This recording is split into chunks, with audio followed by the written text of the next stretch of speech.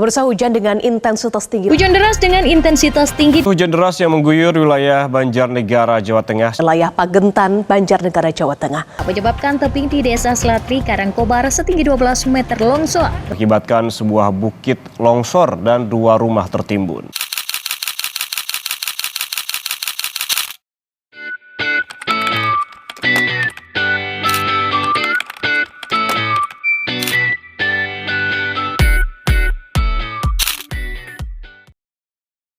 Bencana merupakan hal yang tidak bisa kita prediksi. Salah satu bencana yang sering terjadi di Indonesia adalah bencana tanah longsor.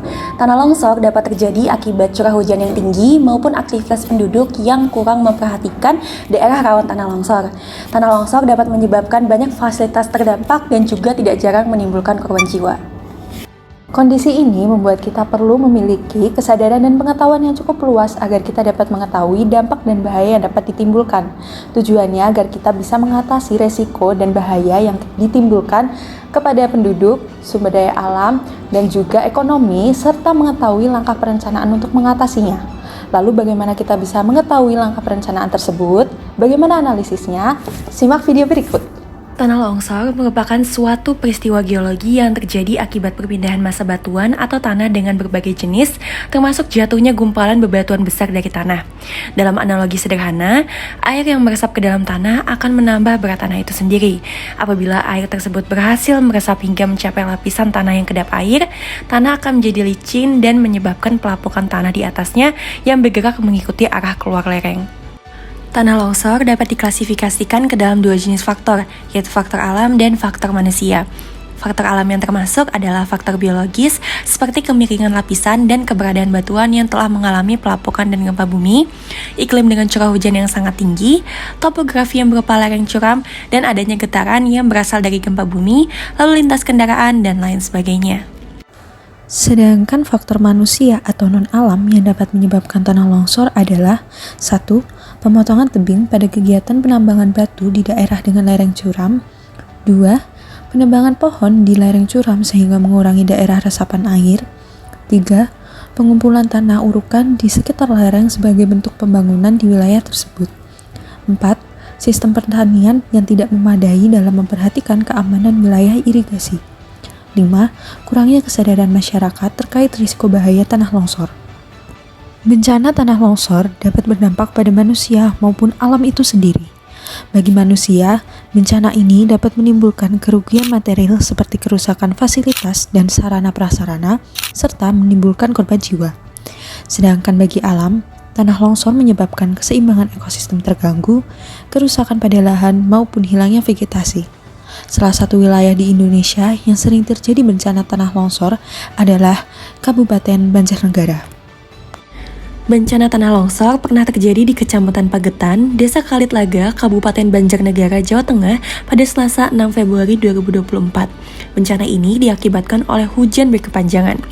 Oleh Pusat Pengendali Operasi Badan Nasional Penanggulangan Bencana atau BNPB, dilaporkan pasca kejadian terdapat 1 orang luka ringan serta sebanyak 128 jiwa terdampak dan mengungsi. Selain itu, bencana ini juga mengakibatkan kerugian material sebanyak 13 rumah rusak, 18 rumah beresiko terkena longsor, 1 masjid rusak, dan 2 unit kandang hewan rusak. Provinsi Jawa Tengah adalah daerah yang berpotensi mengalami tanah longsor karena bentuk morfologis yang bervariasi seperti dataran tinggi dan bukit. Menurut BPBD Kabupaten, beberapa daerah rawan longsor di Jawa Tengah adalah Wonosobo, Banjarnegara, Purbalingga, Purworejo, Cilacap, dan Kebumen.